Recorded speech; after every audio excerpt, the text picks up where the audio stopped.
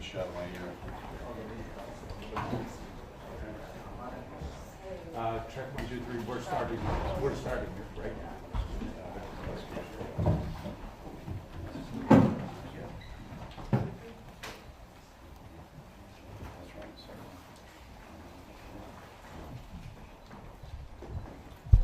All right, morning. Thank you very much again for joining us. My name is Mike Sawstruck. I'm the Commissioner for the Department of Public Safety here in the state of Maine. We are going to give some further details from an operational standpoint about what happened overnight and kind of where we're going from here. But before we do that, I would like to ask Chief St. Pierre to come back up and join us and kind of touch on the Lewiston experience overall. Chief? Thank you, Mike, and good morning, members of the media and the public who are watching closely as law enforcement continues to work diligently on this rapidly evolving investigation. The safety of our community remains paramount. I want to assure all that a tremendous amount of law enforcement manpower, time, and effort is being utilized around the clock, literally around the clock, in every effort to apprehend the suspect as well as to safeguard this community. As the Chief of the Lewiston, Maine Police Department, I am extremely thankful for the community's outpouring of support being offered during this tense and trying time. I extend my deepest appreciation for all of our law enforcement partners who have responded from literally around this nation. Again, I will ask the community to be as patient as possible with this process, realizing that there are many moving parts and coordination of efforts involved between multiple agencies. We will attempt to provide as much information possible as this investigation proceeds forward. I would also like to acknowledge and thank the many businesses, restaurant owners, individuals who have provided meals and other essential items to support an investigation of this magnitude. Following this press conference, details will be shared regarding counseling locations, where somebody can make a donation if necessary or asked, and the hosting of several different vigils. On behalf of the hundreds of law enforcement officers who have descended upon our great city over the last 3 days, we want to extend our heartfelt support as well as our sympathies to the victims and families involved in this senseless tragedy. Thank you, and I'll turn it back over to Mike. Thank you, Chief. I appreciate that. So I guess for starters, I want to make sure that we always take a moment to acknowledge the victims, their families, and how this is negatively impacting the state of Maine, the city of Lewiston, and really our entire country. We know when these things occur around our country, we are all so incredibly focused on what happened, and then we try to get to the why. And there are certainly times when we can't quite figure out the why, because every one of these situations is so tragic, so outside of the norm, that it makes it difficult for community members of all types, in all locations, East Coast, West Coast, it doesn't matter, to fathom how these kind of things could occur in the greatest country in the world. So we're going to continue to work towards that. And as a piece of this, I wanted to come in and really speak to the partnership that we are committed to have with you. And as we start to really flow into an operational period, we have more of a pattern to see what we're doing day in and day out. I'm going to commit to you to have a morning briefing every day at 10 o'clock right here in this location. As you can imagine, some of those briefings may be longer than others, but I want you to know that you're going to see us in the morning. And we're going to go over what happened overnight, and we're going to kind of talk about what the plan of the day is. And I'll speak to that plan of the day here in just a second. I will also say that we will certainly be considering afternoon briefings as well. If something new came up or something that we believe would be helpful for you to know and the communities to know, then we'll get back to you. Either way, you will receive a communication from our PIO, Shannon Moss, either saying we're going to have a briefing or we're not. So that you kind of have some idea what your day and your afternoon is going to look like as well. So I would also say that these daily briefings, as you can imagine, will be more operational in nature. That our families, our communities, our loved ones are always going to be in the forefront of our mind and certainly in our hearts. But we do want to talk to you about this is what we're going to do, this is what we did, because I know that's incredibly important to you. And then you're going to share that appropriately with your viewers, with your readers, and that's going to help everybody start that healing process as well. I know that information is power. You also know that there's going to be times that I won't be able to give you all the information that you need, or certainly that you want. And that won't be done because we're just not going to tell them. That's going to be done because from an operational standpoint or a tactical standpoint, there are safety concerns that I have for our first responders and that we all have for our community members. So please keep that in mind. And I will go back to like a Q&A kind of a period. We want to allow that opportunity, and we're going to try to do the best we can.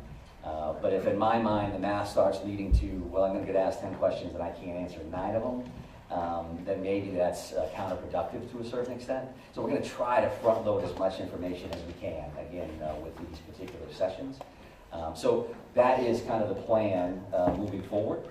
And to speak to today's briefing in particular, I would tell you that the overnight hours, and we are on 24/7, and we will be, until the suspect in this case, again, is brought to justice. So overnight, our officers, our investigators, and that's investigating, when I say our, I'm talking about local, county, state, federal, all of our partners, been continuing to work 530 plus tips and leads that have come in from the general public, from a number of communities, a number of different relationships. And as you can imagine, those vary greatly, depending on that individual's knowledge of what happens and what they want us to do about that. So we're continuing to check those things off the list as we go. We're also continuing to do searches at the 2 primary venues here. The one being Schmenschie's Bar and Grill, and the second being the Spare Time Bowling Alley. I will tell you that it's going to be easy to think, oh, how come, what's taking them so long to work these scenes, right? And because everything we watch gets solved in an hour, and it's all taken care of. But in order for us to do our jobs, to be professional about what we do, be respectful of the victims and the families that we're working with, in the process within which we work, we have to take our time. We're going to be processing every square inch of these facilities. Not only do you have the victims in question, but every one of those rounds that got fired need to be investigated. Every one of those cartridges that lays on the ground needs to be collected. The vehicles that are in those parking lots, everything that we do around this, we need to be careful, we need to be professional, and that's what we're committed to do. So I would expect that we're still days away from completing those particular investigations, those particular crime scenes. So you'll continue to see us at those locations without question. And because of that, there are also affidavits, and affidavits are essentially the first step in a search warrant or an arrest warrant or whatever that looks like. So we're continuing to draft affidavits ultimately for search warrants around any kind of digital media that we're hoping to attain or investigate. That could be phones, that could be computers, that could be video from any location. So our officers, our investigators continue to work on that material. And so that's a lot of that stuff overnight, as well as using that 3 o'clock, that 4 o'clock in the morning, using that time frame to kind of plan out what the next day is going to look like. So we've tried to get some people rotated through for operational periods. We're going to get them some rest. Now let's plan what the next day is going to look like. We have a morning briefing, which kind of kicks off and says, this is what's going to happen. We need a team to go do this. We need a team to go do that. This is who our team leads are. This is the process. And then we let those folks loose to go do the good work. And we're going to try to share some of that information with you. So as we discuss that, we have some maps and some additional information up here with us right now. I will talk about a couple of these locations here to the best of my ability. Obviously, there's a lot of us here, and this isn't ideal as far as these maps go. But if you look at this boat launch overview as an example, this dot here is that Lisbon boat launch area that we've discussed. That's where the suspect's vehicle was located ultimately, that white Subaru station wagon. And I will also say that we'll have these 3 primary maps, but this QR code here, and whether you can get it from your seats or come up after the fact, will give the digital version of those, so you have those readily available. You certainly understand how all of that works. So we talk about that boat launch area, and that particular location is 501 Lisbon Street. Pajebscott Landing is at this location. I believe we have some of our friends from the media that are out in that area now. And what will happen in this general location today is that we will be putting divers in the water along that Androscoggin River, which you see here. And that's going to look like a couple of different things. So the very first thing that you're going to see out there is you're going to see some air resources that will fly over this particular area. And they're looking to see what can we clear from the air. Do I have to put divers in that particular area, or can I tell from the top, based on the current and how muddy the water is and all those other things, can I see to the very bottom here? So that's going to start this entire process. Then there's going to be some screening and some divers that are actually in the water that may start on this side by the boat launch and will continue on this side. I would envision at some point that we'll be moving over to these particular locations here for ground searches as well. So that's gonna look like a bunch of different things. So they could be dragging a diver behind them, literally, while that diver is checking for evidence, checking for potential bodies.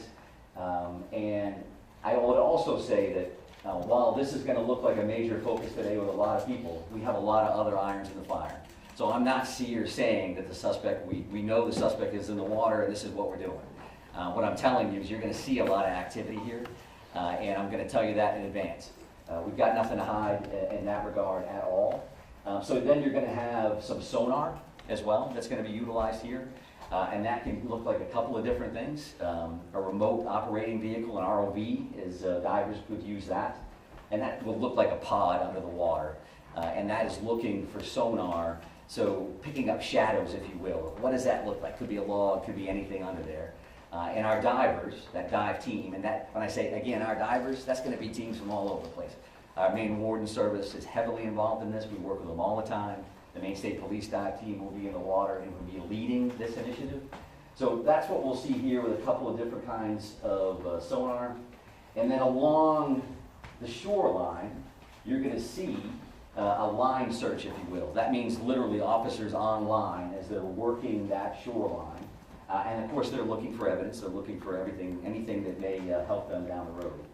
Now, I say you'll see this because for us, we want to make sure that we're working with you. So there's a church parking lot across the road here. And there's also some parking available on this side of the road. Mark Laddie, who is the PIO for the Maine Warden Service, and some officers will be in this area to assist. So if you decide that you want to go to that location to pick up video and see what they're up to, then I think there's some parking opportunities here. This 196 can be busy. This area here happens to be pretty low speed. At least that's what the speed limit is. So we're going to be around there to try to keep that as safe as possible. But we want you to be mindful that we may ask you not to stand on a railroad trestle, or we want you to get your coverage. We want to be partners with you. However, you're not going to be able to have full access to that site. I think that's common sense. And we want to make sure that you can do your jobs and we can help you facilitate that. So you're going to see a bunch of people in that area, that 531 Lisbon Road. A couple of these other locations, if we start here, this is the bowling alley scene. This red dot is actually where that is. You all understand that. We will have some additional officers there checking this wood line and continuing to do those sweeps, those searches. There was a lot of shots fired in these locations. We want to make sure we have all the evidence humanly possible. And then this is far from ideal, considering it's directly behind the podium. But this is. Slide over to the right. Can we do that? We're jammed in here with the wall. Yeah, we may lean towards that QR code. If you can't see that, I apologize. We'll have to take a look at this particular option in the future if this works for us. But the bar and grill here, there is a red dot, and you can see some wood line around that. Each one of these locations is going to have lots of police officers there, as you imagine. A piece of all of these things will have a QRF, or a quick reaction force. So we're going to maintain security here. because clearly, as you realize, the suspect in this case is not in custody. That continues to be our focus. And I think if you look at these two things, we have an investigative bucket with a great deal of resources that are investigating the crime, what occurred. And there's clearly an apprehension team here with a lot of folks that are involved in that. And of course, they're going to intermingle. That's a given. But I think in this scenario, I want you to keep those two things in mind. Because even though we're going to be active with this search and the investigative side, always in our mind, we're going to be looking for the suspect and making sure that the people that are involved in these various searches, to include yourselves, are safe. So that is clearly another focus that we have in mind. I would also like to talk about, we talk about procedures, you talk about practices. There was a lot of activity last night from members of the media in Bowdoin. And what I would tell you is that I'm showing you these 3 locations. There's a bunch of others that we're going to be working on. And that's not, so we don't have 50 maps up here. We're just going to be working on other locations. And that's not meant to be secretive. That's just to tell you that we're going to be all over the place. That's not saying that we know that the individual is in this house, or we know the individual is in that house, or they're in that swath of land, this acreage. That's not what we're doing. But we do look at all these situations as if the individual could be in there. And if that's the case, you'll see tactical teams at some point. A lot of folks are just dressed in a more casual manner, or a BDU, or battle dress uniform, just because they're going to be out in the woods and they're going to be out crawling around. So that doesn't mean, just because we're making announcements on, over a PA system, that the individual is in there and we have an armed standoff and there are police swarming. There's just a lot of resources that it takes to work these scenes, right? I mean, I think that part of it, again, is common sense. And we want to be as forthright as we can around that as well. We won't be able to say every time we're hitting a location, hey, we're going to be at this spot, and because it's just not practical, and it's not safe for a lot of folks. So if you hear announcements in PA systems, as an example, a piece of that is us just giving notification that yes, in fact, we are the police. We are going to be knocking on this door. We would like you to come out if you're in there. Some of that is case law oriented. Some of that is best practice. And some of that's just standard operating procedures from our end. So keep that in mind. If you have a question, you can certainly reach out to Shannon Moss. Many of you have, and if we can answer it, we will. It may not be immediate, but we're going to do the best we can to do that. And I think we'll be better at that, again, as we kind of get into this flow. Now we know what we're working with. It's starting to settle in as much as a tragedy like this can. And again, we want to be good partners with you across the board. Let me just take a look and make sure I've covered everything that I wanted to cover. I would also say that this is a big deal here, this particular link, and Shannon will be sending that out through her media list. So this is a digital tip line. And what a digital tip line would mean is anybody, yourselves included for whatever reason, if you've got a photo, if you've got a video of what happened, or something that you think is evidentiary in nature, you think that it would be valuable for us to have, you can upload that information through that link. And that link stems from best practice in other communities where tragedies like this have occurred. That a lot of people have a lot of information. Where does it go? Maybe this is the key. I don't think they know that. Or they probably do know that, 75 other people sent it to them. Send us to us anyway. And we want to see that information, so that's pictures, that's video, that's any of that kind of material to that particular link.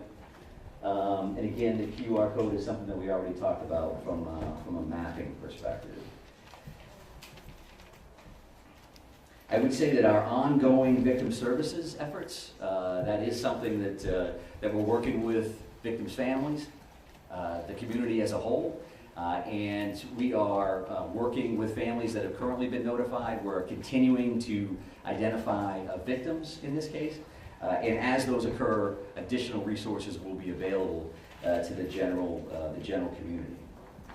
I would say, again, as a little bit of a reminder, some searches you may see, well, why does that search have an armored vehicle involved, and then they're walking along a river, shoulder to shoulder. Some of those are going to be tactical ground searches versus just the kind of standard line search. our grid search, the Maine Warden Service do this stuff all the time. They're incredible, searching for people, and incredibly valuable for us as it kind of expands out to evidence in many of these circumstances. We do clearly continue to have air assets, whether that's helicopters or planes, just because they're involved. Again, as we mentioned here, right, that's going to be an overview. They're just flying over that site. They may be hovered someplace else. Is that because we found the suspect? That's not a guarantee that that's the case at all. I would also tell you probably new information. Initially, that first night, we had 70-ish or so witnesses. The FBI has been incredibly helpful with things that may sound as simple as you've got to transcribe 70-plus witness statements. They're bringing a lot of resources to play, and so we're continuing to do a lot of that work behind the scenes as well. I think that the shelter-in-place order, right, that's currently in place for Lewiston, Auburn, Lisbon, and Bowdoin. When you hear the names of those communities, obviously you know that a lot of our focus, a lot of what occurred in those communities, whether it's Bowdoin because that's where the suspect's house was, Lisbon where the car was located, or Lewiston, Auburn, some conversation earlier about Auburn locations, and Lewiston where the focus of those first two tragic active shooter situations occurred. That's an ongoing conversation that we'll have every minute of every day. Does it make sense that those orders are still in place? And can we relax those, change those? They have not been changed in any way at this point. But we realize that we want to keep our community safe. So that's again, the forefront of our minds. But we know that a shelter-in-place order in general, similar to orders around COVID, can have some negative impacts on families and go to school and businesses and all those other things. So we have that in our mind. There is that pluses and minuses chart that's just kind of active as we kind of work through this thing. So know that we are actively thinking about that. And truth be told, working with, specifically right here in Lewiston, working with our officials, working with Chief St. Pierre, working with the mayor and others, having conversations about what does that mean, and what is that going to look like this afternoon, tomorrow, and moving forward. So I think that's enough sharing from my end. That's a lot of information to overload you with there. I would want to come back, however, to say that there's a lot of stuff going on here, but what matters to us, again, is the safety of our communities, the safety of our residents. We care about each and every one of them, as you do, and we're going to continue to fight on their behalf to bring this individual to justice, because we know that that has an impact on starting that healing process. It's not a slam dunk. It's not, we got them, now everybody's better. This is going to take a while, right? It's going to take a while for communities to work through. It's going to take forever for families to work through. You lose somebody that you love. That's a big, big deal. So I don't want to get lost in the minutia of this is what we're doing and this is a map and it's a QR code. It always comes back to this other stuff for us. So again, we're going to try the Q&A deal and see where we go. Go ahead, right here. There were reports that you all found a note at his home. Do you know the contents of the note? Can you share that? Yeah, so we've heard the same thing, and there was a note at one of these residences. I'm not prepared to really talk about what that included. And I think that's probably, again, a common sense answer, because that does involve, is there a mindset here, is there a motive, what did that entail? So we'll definitely continue to work on that, and when we can release it, we certainly will. Sir, Right here, sir. Commissioner, so in reference specifically to what's behind you and what's going on at the river, is there any information that you have that's leading you in the direction that he may have killed himself and his body is in there, or is it just one of the possibilities? Well, I think one of the possibilities is key, right? Because clearly we don't have him located at this point. We don't have him in custody. So all of those options are on the table. We certainly don't want to wait too long, because the river is a big piece of this. The car was located there. Evidence is located in the vehicle or right there along the shores of the Androscoggin River. So that's stuff that we want to make sure that we're checking, and we're using the resources that we have available. We're using the expertise that we have available with the dive team and all our partners to make sure we're checking that. At the same time, right, we're checking all these other things. We're working through the crime lab on this other information. So all of those things are occurring at the same time. I would also state, and I want to make sure that I say this because they've been very, very helpful, the Brookfield Power company owns 2 dams, operates 2 dams in this area. They've been very cooperative. You know, they live it every day. So as an example, one of the things that we're doing, the river currently runs at like 8,500 cubic square feet per second. And when they tighten the dam tools down, they actually lower that down to like 5,500 cubic feet, right? Does that mean anything to you? What it means to us is that that current, if we can slow that current down, we can lower the amount of water in the river. It's certainly easier for us to work. It's easier for our divers to see in clearer water than muddier water. If it's a foot lower than it was before, it's easier for us to work. And there's different searches, obviously, but unfortunately, people lose their lives in bodies of water on a regular basis. So this is something that we're trying to dial in. But yes, sir. Yep. Deer hunting starts tomorrow. Sure does, yeah. Can you address that? Yeah, sure. So I've had conversations with Commissioner Camuso, Inland Fisheries and Wildlife. Judy's great. We are having those conversations. I would expect to hear more about that later in the day. It's a big deal in Maine. It may not be a big deal for a lot of people from other communities, but we know what that's going to look like. We also know we're in the woods. You know, if you just happen to be in the woods, minding your own business, going for a walk, that's going to make us a little concerned, right? So it's definitely a good question. It's something that we're actively working on. Right here, sir?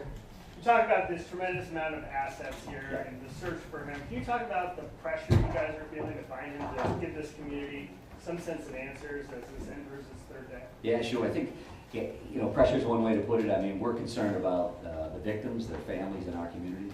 I'm concerned every day, 24/7, 365, at this point for 30 years. That's why I got into this business. We do want to help people. We do want to make them safe. Making them safe and making them feel safe may not necessarily be the same thing either, right? Because I think our law enforcement partners, our first responders around the state, everybody is dialed in. They do that all day, every day. This is clearly a completely different animal. So for us, we want to make sure that we bring this individual to custody. We've got to do it right. We got to do it the safe way. Don't want to see anybody else get hurt, certainly our people and our community members. So we want to make sure that we do that right. We're not going to be rushed, but we're running right on that level. That we're going to work as hard as we can, as fast as we can, with as many resources as we can to try to bring some kind of closure. Commissioner, We understand that the Sit down, family, sit down. we understand that the family is being cooperative. What are they telling you? Well, I think whether you see the 530 tips and leads overall, I think we're seeing a lot of cooperation across the board. I'm not going to speak to anybody in particular, but I think there's a lot of cooperation. There's a lot of compassion here. There's empathy that people understand what happened here. Not only to the victims, but again to the state and to our country. So people are coming forward. They are participating in the process, and that's just the nature of it. I'm not sure I answered it, so go ahead and follow. Yeah, I'm so sorry. That's okay. Specifically the family of the suspect. We understand they are cooperating. What are they telling you, and how are they helping you in the investigation? Yeah, so I won't speak again specifically to what anybody said one way or the other, but we do appreciate everybody's cooperation because we know that this is difficult for everybody. No matter how you could be the neighbor of somebody. This is tough for people to digest and to understand and to try to work through. Commissioner, Right here, sir. Thank you very much, sir. Yep. Specifically, warning. Forget about information. Families told multiple news outlets there were warnings provided to law enforcement. Which agencies received those warnings, and did you think at any point that it might warrant a yellow flag pursuit? Well, I'm heavily involved in the yellow flag conversation overall, but the reality for today is I'm not going to talk specifically about who knew what and when. We're still actively involved in a very dynamic situation here, and we're focused on an individual that currently has 8 warrants out for murder. We're trying to figure that part out, trying to bring him into justice, as well as investigate this crime. There will be a time. Can you confirm the warning, though? Can you confirm warnings were issued? I cannot. Yesterday, the Senator Collins said that the yellow flag law should have been enforced in this situation. So as you stand here today, what is your response to that? And also, as you stand here today, was law enforcement notified of the threats that he was making, of his condition? Were they aware of it, and what steps were taken to investigate that? Yeah, I appreciate the question, and Senator Collins is great. We have a great federal delegation that works incredibly hard on behalf of the state of Maine. I don't know exactly what the good senator said. I respect her a great deal. So I won't answer to any comments that she made. If that's her perspective, based on what she knows through the general public or otherwise, then that's fine. She certainly has the right to do that. But based on what I've seen, we're going to continue to work through that. We asked good questions. It may even have been you, sir, around the firearm Yeah. itself. And there's going to be an opportunity. The ATF is here. The ATF is working with us. They have been there since the first second. There's going to be an opportunity to answer all those questions and figure out, so was that a violation or not? It's also an opportunity from an educational standpoint to talk about what that really means, what that really looks like, and what the options in fact are. Right, I mean, the thing is that folks want to know I'm where they're going to getting go over this. here though, sir, so I appreciate the follow-up and the initial question. You talked about timeline yesterday, 911 calls. Do you know the time, precise times that police arrived on the scene? Arrive, no. So it was 6:56 for the initial call, and then 7:08 for the second call. Multiple calls for each location. And so that's what I had. I don't know exactly when they arrived, other than to say these calls in any scenario are a priority, to say the least. So everybody's going, and they're going as fast as humanly possible. Can you So that's confirm the- that that's you've the- I'm not identified? done Can you answering the confirm first that you've question, sir. identified 16 So, bodies, is sir? that enough, sir? Does that make sense on that? I will take a look at Yeah, the arrival time so that we have that information, and we may be able to provide If that. we can get a further timeline, I that would would be say great. this, okay? The way this is gonna work, just so we're all clear, the way this is gonna work is if we have a Q&A and you ask me questions and I attempt to answer them, as soon as we start yelling over each other, I'm done. Just so we're That's clear. fine. And we don't wanna do that. We're trying to be as cooperative as we can across the board. But we'll be back another time, and we're just trying to figure that out. Yes, sir, right here. Thank you. We're coming up on 48 hours. Are you concerned the trail is growing cold? I think that every minute that this goes on, we're more and more concerned, because what's the next thing that's going to happen? And we understand that. And that's why we're working 24/7 to bring this individual to justice and to try to bring some closure and overall safety to our communities. So yes, we feel that just as much as the community member does or anyone else. This is a privilege. This is an honor we have to do something about these tragedies when they occur. In many instances, I've been in those scenarios. This happens out of state. You're sitting on your couch wishing you could do something to help. Well, we're in a position to do something to help, and we will. There's no question in my mind that we will bring this individual into custody one way or the other. I'm going to take one more question from you, sir, and then we're going to be Can you done. confirm that you've identified 16 out of the 18 bodies? And if so, can you confirm the demographics, please? Yeah, and I think that that may be a question, the specifics may be a question for a future briefing. We have identified and notified the families of 8 of the 18 fatalities that were involved in this incident. We mentioned those 8 murder warrants, and the reason why we have 18 victims, we only have 8 of those warrants. That's because 8 of those people have been identified, and 8 of those people, the families have been notified, which is certainly key for us to make sure we get that right. But further demographics around that. The Colonel gave gender yesterday, and we'll take a look at ages and some other information. I'd like to be The able 16 to, number is inaccurate? so I'd like to be able to honor the group of victims by talking about them in a specific session that I would view coming shortly. 8 of the 18 have been identified and notified, not 16, and I don't know where that came from. So thank you very much. I do appreciate it. We will see you again along the way. Thank you. Robert Hart in Maine. Hold still, everyone. Come on, hold.